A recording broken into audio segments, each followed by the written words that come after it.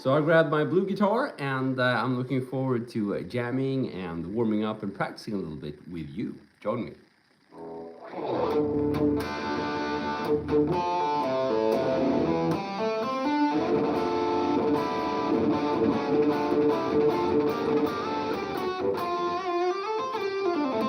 And it just so happens to be I'm in D minor, so if you want to tune in, I'll be around here on the 10th box doing a little bit of D minor pentatonic, a little bit of D minor scale, and I like it because I can throw in that open D string, and that somehow gives me like a cleaner connection between rhythm and lead if I want to jam around. So I might do something like this.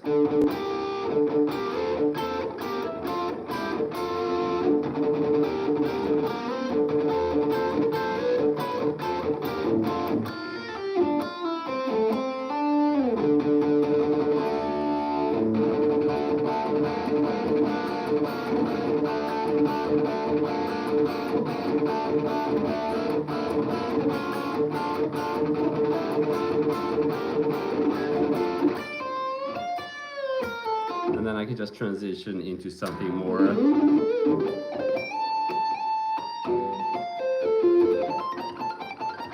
And I can go back here and get a little bit of a rhythm vibe going there.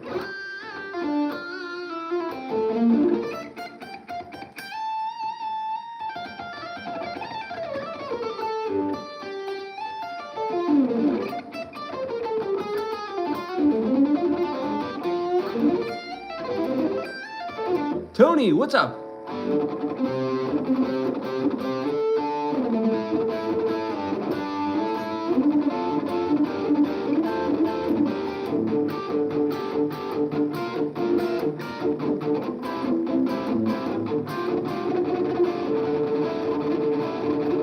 Sounds a little bit almost like a progressive vibe there, because you can play these, you can quite easily play these non-standard power chords up here. So I'm just playing random notes out of the D minor scale, but I'm keeping that pedal note, that D minor, or the D pedal note going.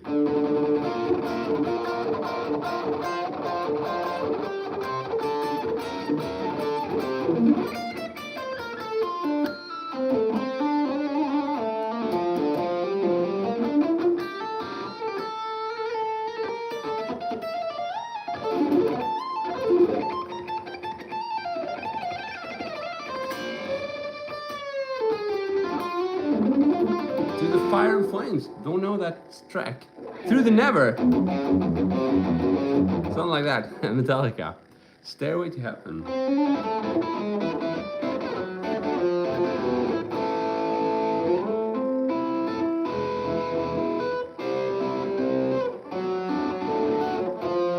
But man, I'm gonna do enough of these live streams. I'll finally learn that track. It's a pretty requested track there. People also like this one. I don't know why.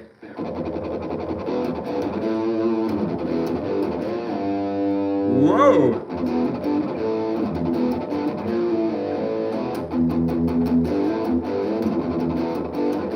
Let's do Masters of Puppets meets Smoke on Water. So basically something like.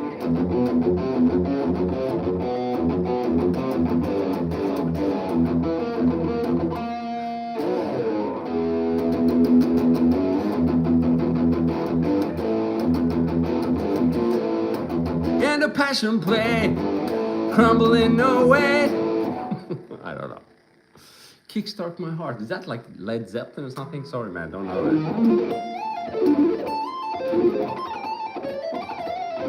I only know how to do this. Sorry. I thought this was what you wanted to see, man. You don't want to see this? I can't play songs. Who cares about songs? Just kidding.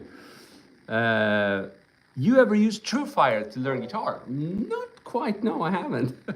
I mostly learned from my co-instructors on the GMC website, at least the last 15 years. Prior to that, I didn't do that much internet, so it was more of like I had a bit of private tuition and also worked on my own, just trying to figure out licks, from records, and I bought these, both like tab books, but also these REH videos.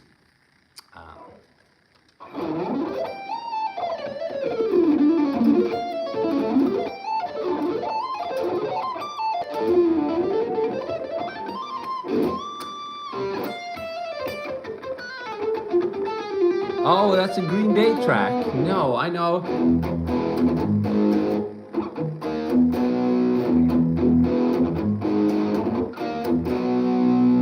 Nothing wrong with that, I think.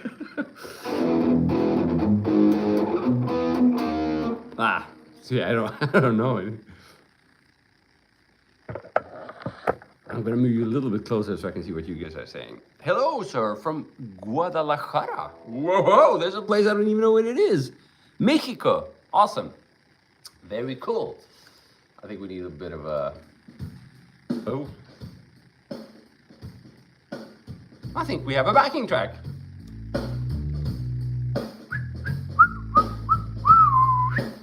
And I think it's in B minor, which means we can play on the 7th fret.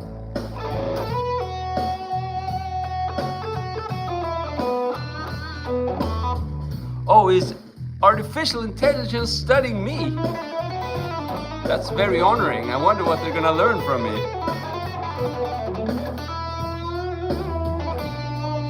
Thank you, Esquivias. Thank you so much, man.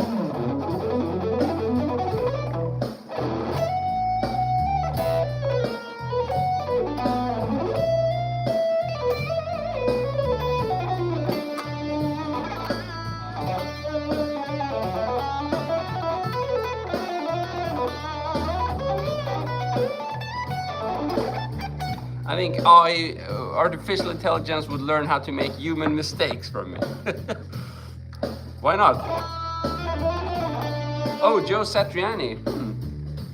When I think of Joe Satriani, it's always like a cool melody. I don't think much about his, whatever he does. It's more of a like the.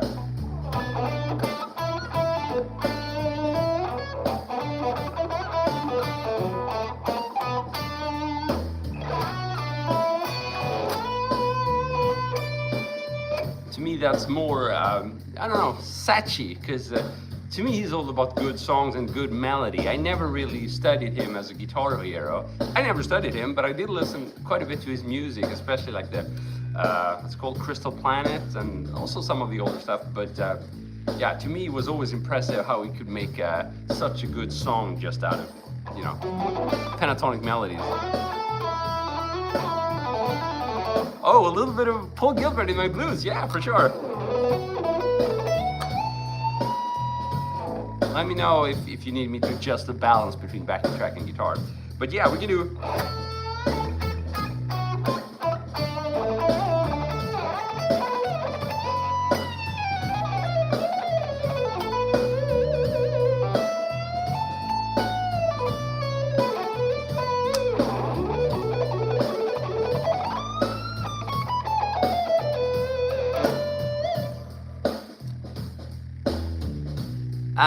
No, I don't have a jazz guitar. At some point, I'd like to get one, for sure. That would be fun. I think it would make me play differently. But I'm not good at traditional jazz or bebop. I like to improvise and I like to add outside notes.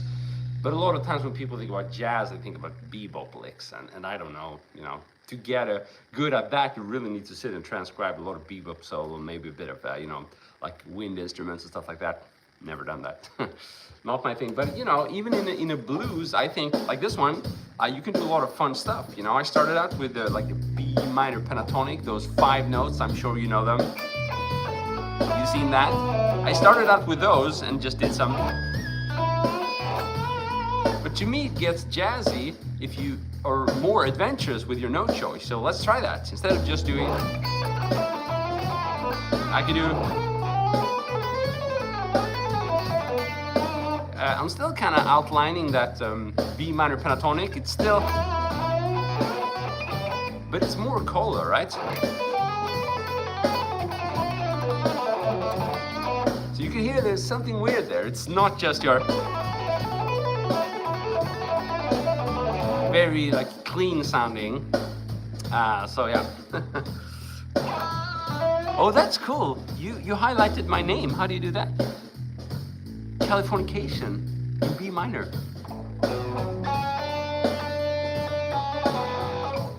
It's easier in A minor. No.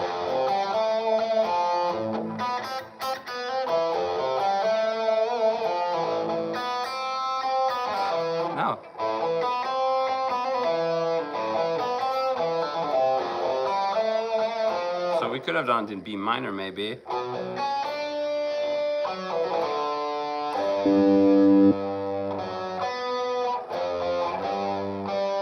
Yeah, who cares? You want me to give you the blues? That almost sounds like you want me to hurt you, man. No, just kidding.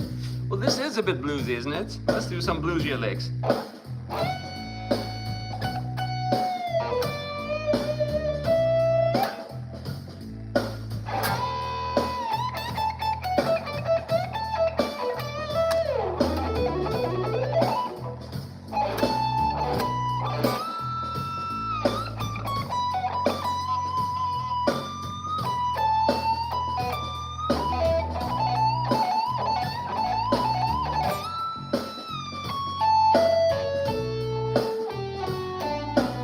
So this is an LTD MH1000.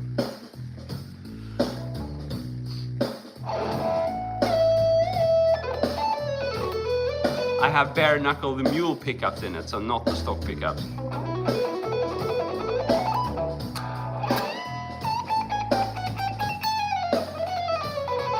I don't know, or Clapton.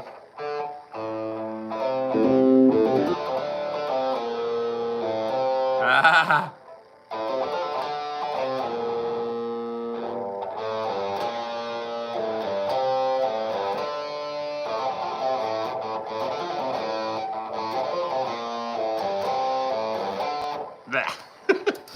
I don't know anything.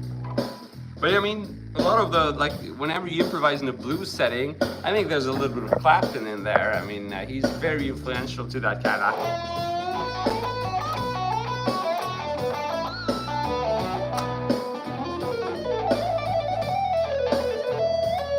He didn't do that though. It could have been cool. Maybe he'll learn it someday, who knows? I don't know, let's hope not.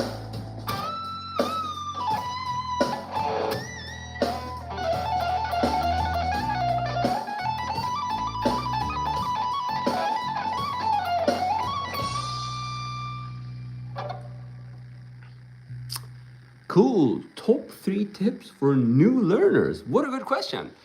So if you're just new to the guitar, and if you're totally new to the guitar, then my number 1 advice is play anything that kind of inspires you to just pick up the thing, right? It doesn't have to be good, it doesn't have to sound good, it doesn't even have to be correct, as long as it makes you want to play more, and as long as it makes you not want to put the guitar down. That would be my number 1 advice above everything else. Why? Well, because it turns out beginners tend to put the guitar down fairly quickly. That's why there aren't many, there are many beginners, but not as many intermediate players, because people stop playing. So that's my number 1 advice, if you're totally new to the guitar. If you're like intermediate, and you've been playing for a while, but you're seeing me and other people do these shreddy things, you're like, wow, how can I do that?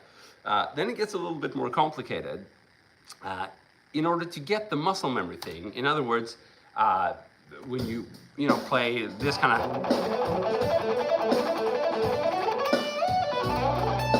play fast, that's a matter of learning your muscle memory how to play. It has nothing to do with like thinking. I mean, yes, when you practice slowly, you have to be conscious about the notes so that they ring out correctly and practice evenly to metronome. But once you learn this, you're not thinking, you're letting your muscle memory do its thing. So that's like lots of hours of practice teaching your muscle memory how to do things correctly. And the brain, what it does when I'm soloing is thinking about the next thing to come. So for example, if I do this muscle memory thing, my brain is thinking, well, what am I going to play afterwards? What would be a cool ending? What would be a nice melody that could catch the listener's ear?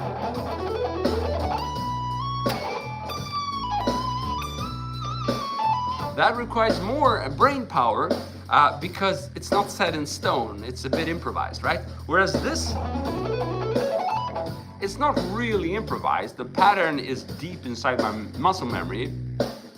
The only amount of improvisation I can add to that is maybe like move the pattern up or down. I could do, there's a little bit of improvisation there, but for most part, the fast part isn't improvised. It's muscle memory.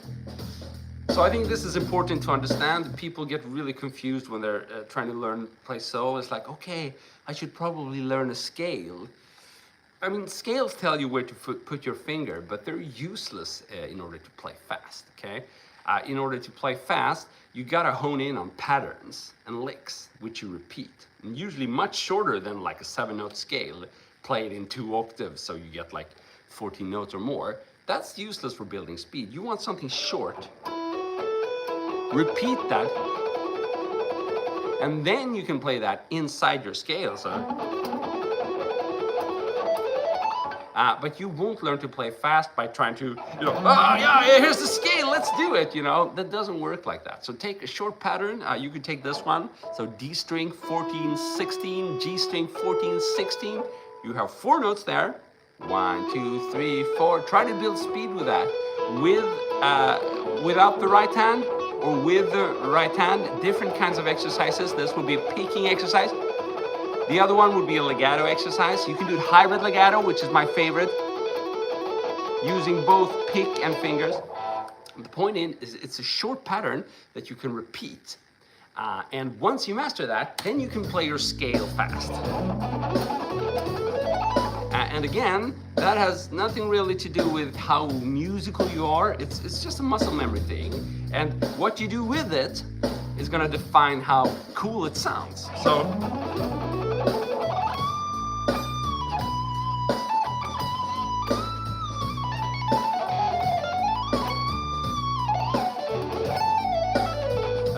That's where the creativity comes in. So I'm saying this because I'm trying to address the most common misconceptions. I've seen this a million times. People's like, yeah, I have to learn a scale. And the reason why people think that way is because, they learned a few chords and they could play a few songs. So it's like, okay, I learned a few scales, I can play a few solos. But it doesn't work that way, A chord, you can simply strum it, right? A scale, you can't strum it. You're gonna have to learn those licks and patterns that I've spoken about. So that's important. So that's a long piece of talking there. Hopefully that's helpful. Again, trying to address the most common issues I know about, because it's hard for me individually to know what your exact problem is, but I know a lot of people watching this will at some point face these problems if they're trying to play a lead guitar. So let's try it a little bit in practice there.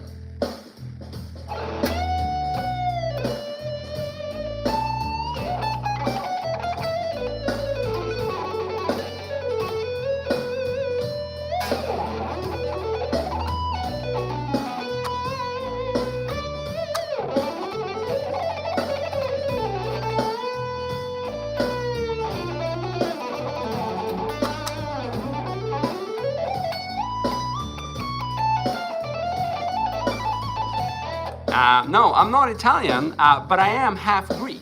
So even though I identified as Swedish, because I never lived in Greece and I don't speak any Greek, but my mother is from Greece. So that's why you're seeing some Italian traits. Io no soy, oh, that was Spanish, damn it. Buongiorno, la grande delicatessa, la bolognese italiano. Sorry, man, I don't speak in Italian, as you can hear. But I do like Toto Cutugno. Does that count as Italian? Doesn't make me Italian, but he is Italian. Hello from Russia, and please stop your illegal war. Damn it! I'm sure it's not your fault, but we have to mention it.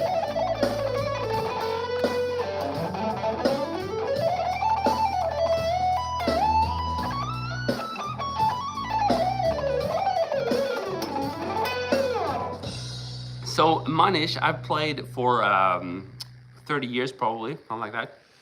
Oh, I don't use a bendy pick. I use a very stiff pick. I use a Jim Dunlop, Tortex Jazz 3, that's what it is. I very rarely use a bendy pick, only for like maybe strumming on the acoustic guitar. Otherwise, you need a stiff pick with a quick response. Otherwise, it just gets weird and the attack gets delayed. I think that's confusing. So a stiff pick or with a sharp edge, because the sharp edge is important. That's gonna help you reduce the movement So you can make a smaller movement. And when I'm playing fast, a small movement is key. So here we go.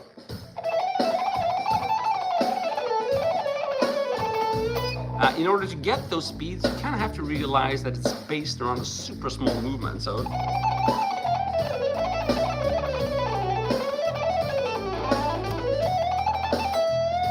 and even when I do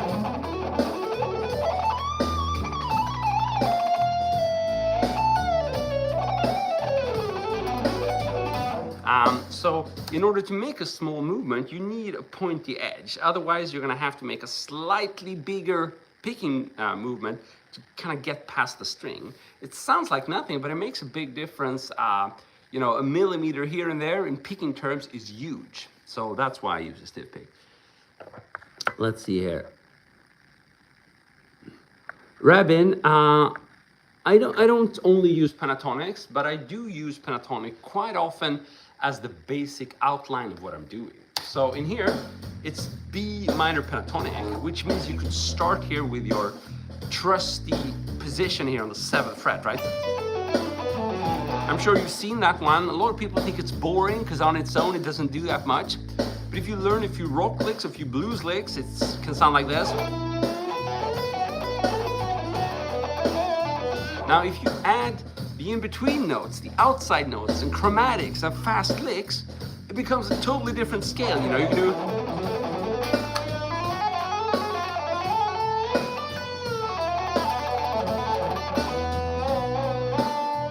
I'm still using that scale as my foundation, but I'm adding all these other licks or notes into the mix. And all of a sudden it sounds interesting. So if you want to, I could give you just an example of like a little traditional blues rock lick. So you get started. That's a really cool, I think, SRV-ish style lick. So you bend the 10th fret, and then you play on the B string, 10th fret B string, bend it, and then you play the 7th fret on the high E string, and the 7th fret on the B string, and that's the whole lick. So you're gonna do, but you get the vibe there. You're gonna have to do a mini bar chord here, or like a double stop thing. So you bend, and just when you start accelerating the bend, you kill the note, and then you play with the bar, okay? Let's hear it.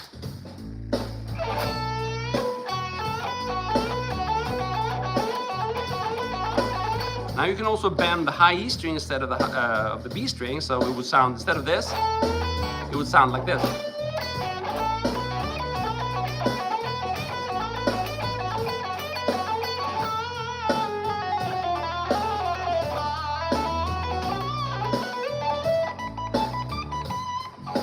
So that's a good foundation. You can play a few like a blues rock licks and then have that as your starting point. And then you can start exploring the notes that are kind of outside this box. Some of them sound bad, some of them sound not quite as bad, but all of them will add color to this kind of perfect setting, which are the 5 notes of the pentatonic scale.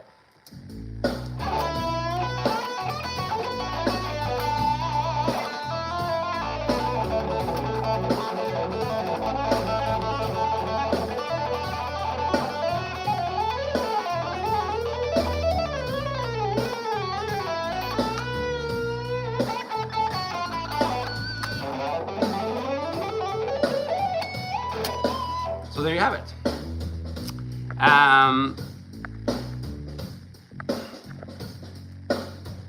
So this guitar, yeah, I mean it's like mid-priced. It's like a deluxe guitar, but it's not you know, US made, or you know, I think when I bought it, it was made in South Korea, and those guitars have gotten more expensive now. I think they moved maybe to Indonesia, but it's.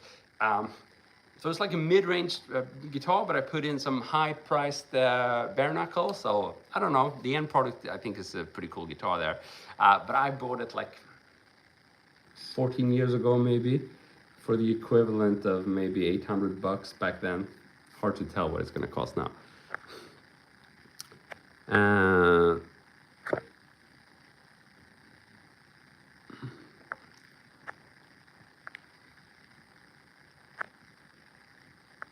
Oh, that's an interesting request. Could I please play something mixed with pentatonic and harmonic minor?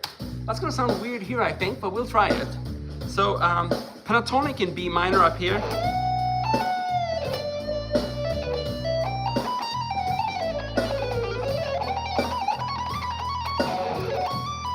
Actually sounded pretty cool. Could you hear the, you know, this is pentatonic, and now that's harmonic minor.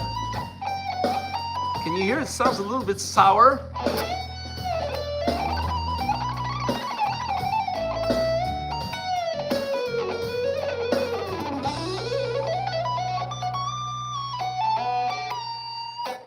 I don't know.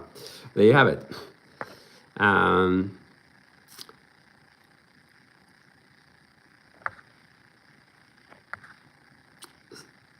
Any tips for improvising over 60s ballads? Whew.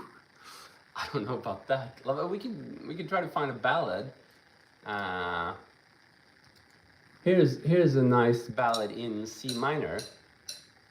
I mean, this is not a 60s ballad. This is more of like a metal ballad.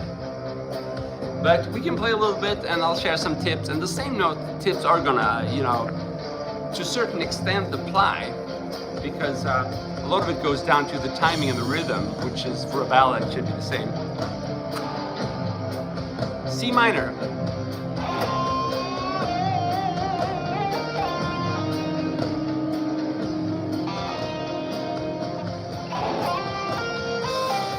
Can you guys hear me?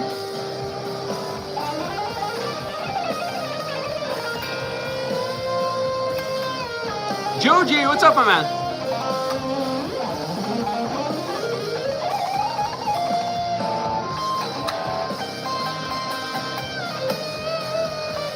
Can you hear my guitar? Sorry, don't know any Steely Dan.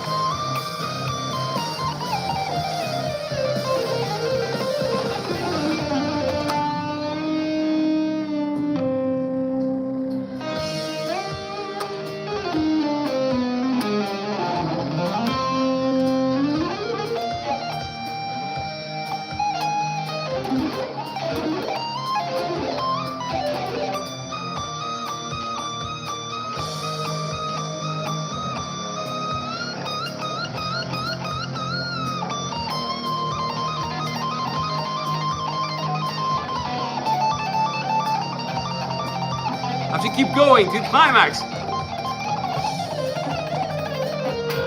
Oh, climax never came. Sorry about that. So this is an LTD MH1000.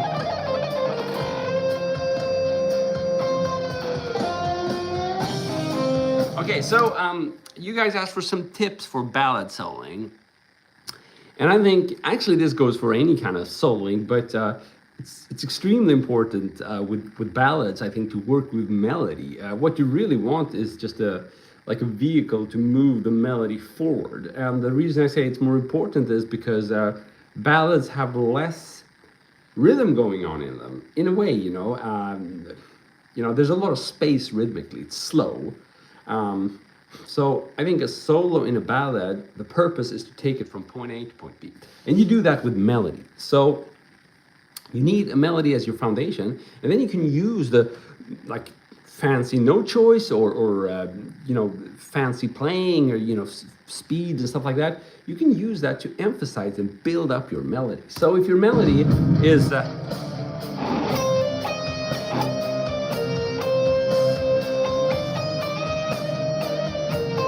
you can maybe do, or maybe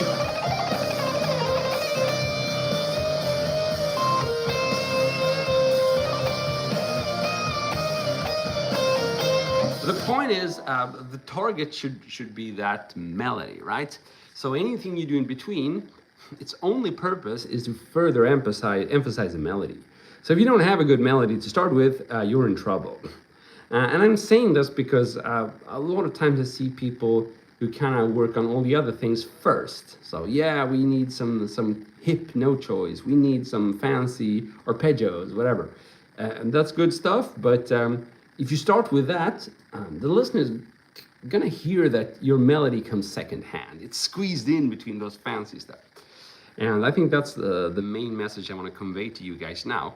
Always start with the melody and then work on the in-between stuff afterwards. That's gonna pay off for sure, because you're gonna choose those fancy licks so that they enhance your starting point, which was that strong melody. Our Squire is good. Yeah, they can be very good, especially if you had a chance to try one. But usually I've had good luck with just ordering guitars and hoping for the best. A lot of times I've needed to give them an additional setup, but this is an example of that. I didn't try this guitar, just ordered it, and I improved the setup a little bit, but I really like it. So it's good guitar. So I don't know if you caught it, but this is an LTD MH1000.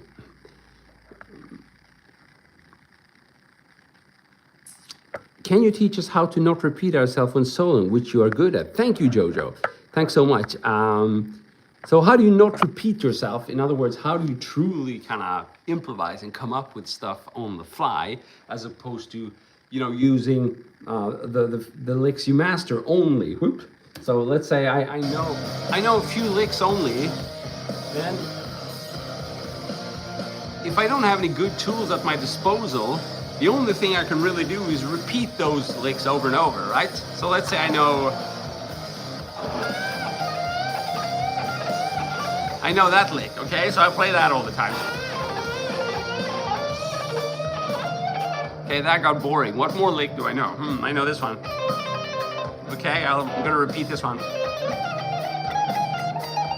Oh, and now we're bored, right? So this is a super common thing. And the reason being, it's hard to come up with new stuff on the fly. You're not gonna be able to push a button and start doing it with the stuff you know. So the answer is really to make a fundamental change to your practicing. That's the only solution I know of. And the reason I know about it is I've done it myself. So it was probably a little more than 10 years ago I decided to kind of drop the conventional way of practicing just a few licks in order to be able to play that one blazing solo. You practice for a month to play that amazing solo. And then you're gonna have to practice a few more months for the next amazing solo. It's like, no, I hate that. I got bored so quickly. It actually made me not want to play the guitar anymore. So I realized I need to make a change here. And the change I made was to have all my practicing and playing be improvisation based. So how do you do that? That sounds complicated. I probably need to learn lots of jazz 251s. That's what I thought for a long time. But no, you don't have to do that if you're not into jazz. I was never that much into jazz. Instead, what you need to do is for every practice session to take one small step at a time towards improvisation. So let's say I know this lick, the one I showed you. How can I think of new ways to play this? Okay, I can throw in that one variation. It's a little bit better. Is there something more I can do? Okay, yeah, there's another note. I can maybe throw in a bit of a rhythmic variation.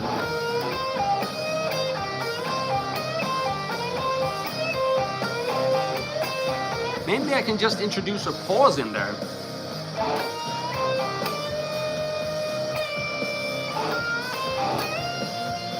It didn't sound that good, but that's okay. Most of your attempts will not sound good. You're gonna do 20 or 30 ones until you find one that sounds good. But then you've increased your bag of chops, probably with a lot if you're starting out, and it's worth it. So one step at a time, I started adding variations to the patterns I already mastered. And that had a huge impact on my playing, because all of a sudden I would learn much faster. It wasn't like relearning a whole new technique or lick, you know, it was just a small adaptations. But in many cases, it made them sound so different that you could actually think it was a completely different lick. And the more I did that, after months and months and months, the more I could start doing it on the fly over backing tracks. And that's what you're hearing here. I'm coming up with variations of the stuff I already know on the fly. That is why I can play, you know, lots of different stuff without repeating myself. On a good day, that is.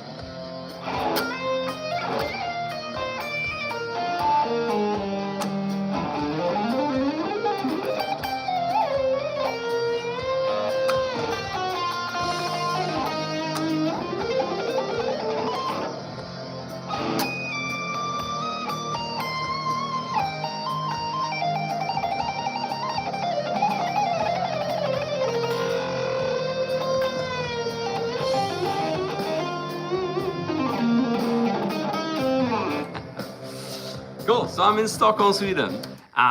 That's just a quick intro, but you know, there's a lot to be said about improvising, and but I think the main goal you got to realize, improvisation is not going to be like, you know, you have this trick where you can sweep, you can play legato, and you can improvise.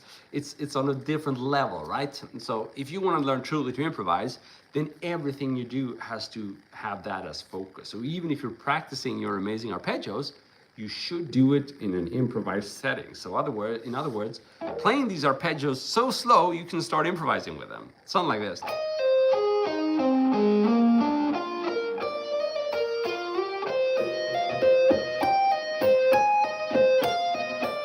So when I'm improvising with these arpeggios, this is how I practice arpeggios these days.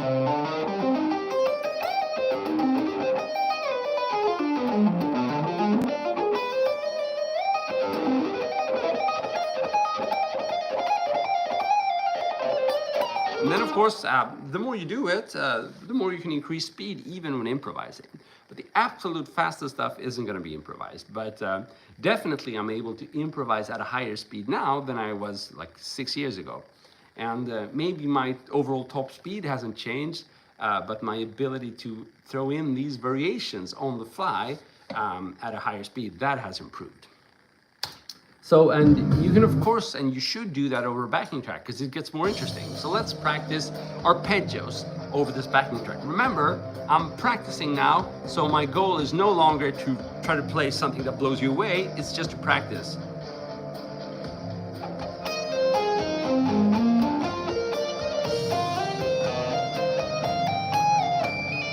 Sorry, I'm gonna come back to reading your comments soon. I'm in the middle of a long explanation. So I couldn't speak and play at the same time, so let's try it again.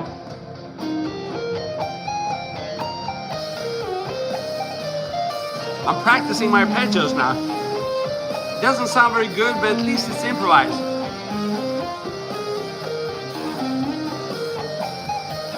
Okay, so if let's say I've done that for, I don't know, few days, few hours, few weeks, whatever, and now I want to use that and try to make it sound good. Then I would weave in some melody there.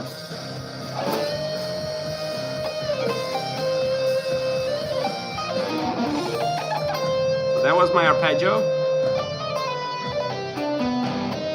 Some more arpeggiating. And again, there's some melody.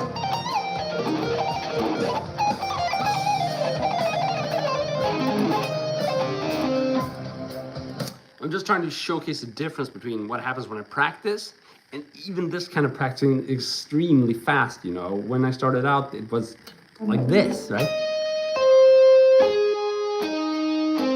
But I'm doing it a little bit different now for the sake of keeping it interesting. You know, the long version, I mean, you can find that in my courses, but there's a lot of details that go into this. I'm trying to just showcase the big picture to you now and try to answer your questions. So, sorry for not answering questions. I'll see, what did I miss? I play guitar by ear. Do you think that's bad? No, that's awesome to play guitar by ear. It's the best way. I didn't do that quite often enough, I think. Play Crazy Train. I don't know.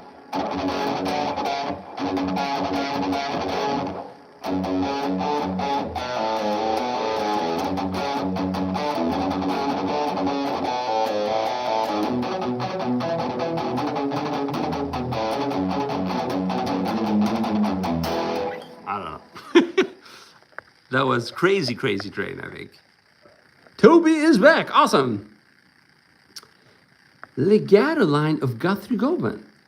I don't know any legato line of Guthrie Govan, but I mean, it sounds a little bit Guthrie-ish, I think, if you do a really super wide stretch and add some tapping. Tapping as topping. Let's try that.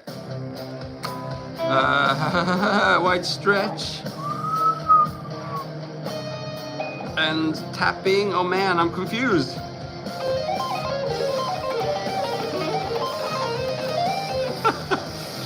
That's as good as it gets today, my Guthrie Govan play. How many types of string instrument do you play? Well, only guitar. I do a little bit of bass. I have one bass. Whenever I record something, I use a real bass, and it's very good for the recordings, but I'm still a really crappy bass player. And I don't play that's actually a cello that I inherited, I think is a word, from my grandparents. So it's a very cool instrument. There's a painting with my grandmother playing that cello, but I never played it myself.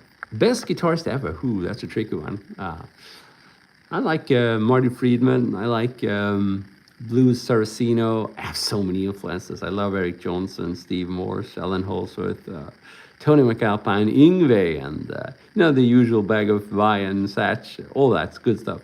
But I never really sat down and learned someone else's style. I always just stole a few licks here and there.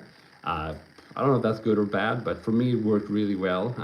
And I think that the downside is that it takes a long time before you can play something that actually sounds good.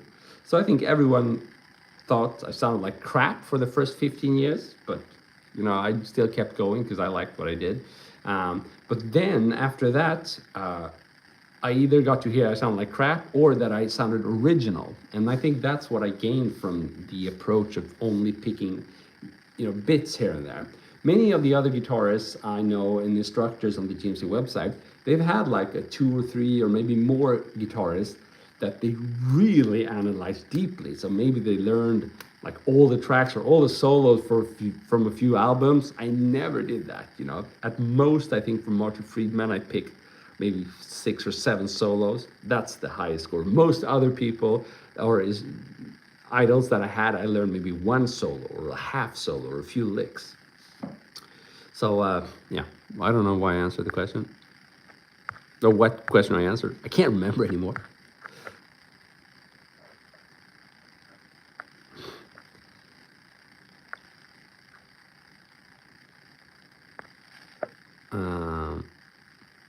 So I'm from Stockholm, Sweden, guys.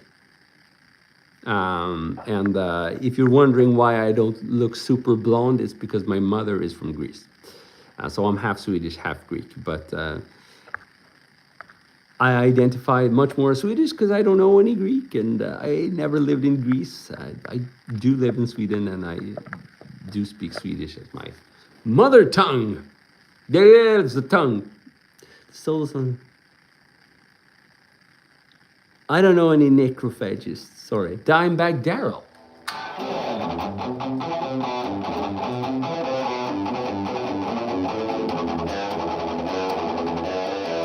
I know there are some French fries that are made in France. I'm pretty sure about it. Oh, they're from Greece. That's pretty cool. I'm very honored, man. Made my day.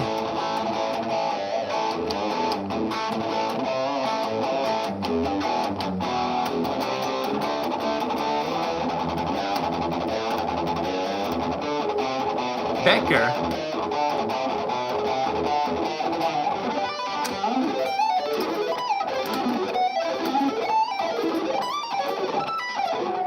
And I messed up. A little bit of Becker in there, maybe. Are in-person lessons, guitar lessons, worth it for beginners? I think they're more than worth it. They can change a lot, because as a beginner, if you don't have a friend or anybody showing you, you could really end up with some super crazy habits. So if you're ever gonna take some in-person lessons, do it as a beginner. But I must say, unfortunately, that's not what I'm seeing. Most people only dare to approach me when they're much more proficient. So I love teaching people to shred, that's awesome, but it's really the beginners, even the ones who want to get into shredding, they should at least take like 2 lessons in the beginning, so you can catch habits that is going to have like life-changing impacts on their playing, which you can't know when you're starting out. Even if you're watching a million YouTube videos, you're not going to understand what to prioritize in the beginning. So yeah, I would say in like the first steps, do take a private lesson. That's going to change everything. Gled's from Indonesia. What's up, my man? James Hatfield. I love him.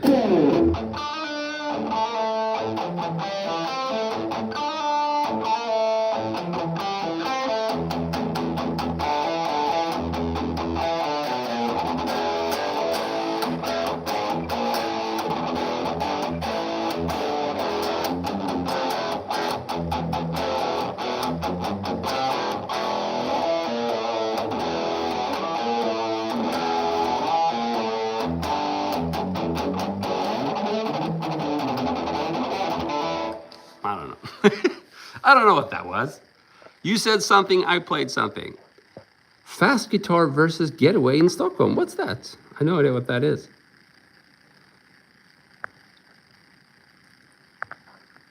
Floats. No, I don't, sorry.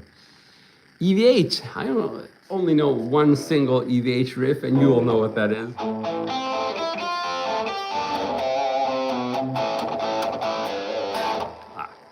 Oh, Iron Man.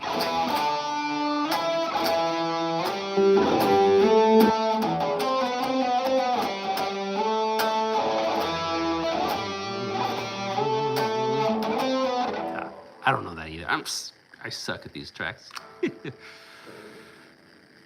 Oh, give some ideas of blues genre. Well, check out Blues Saraceno. I love his playing and his style of rock-based blues.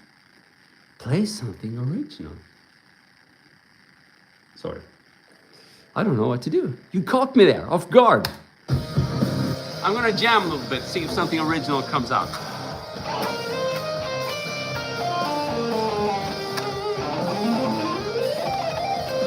That wasn't original, that was Yngwie ripoff.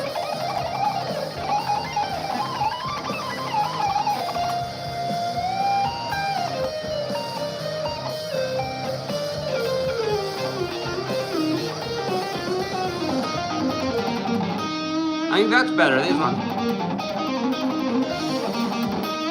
You don't see a lot of people do that. In fact, I've given it my own name, bounce technique.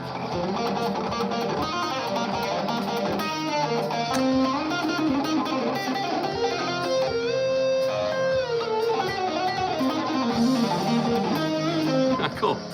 So I'm unfortunately gonna have to end this session because I have a private student in just 13 minutes. And I'm really looking forward to the lesson. So we have to stop now, but you guys have been absolutely amazing. Thank you so much for tuning in. If you want more of my content, you have it on the channel, of course. But I like the positive atmosphere you're spreading. It makes me happy. Hopefully I can make these sessions into something joyful that improves your day. That would make my day. So thanks a lot for tuning in, and I really hope I'll see you soon again. Have a good one. See you. Cheers.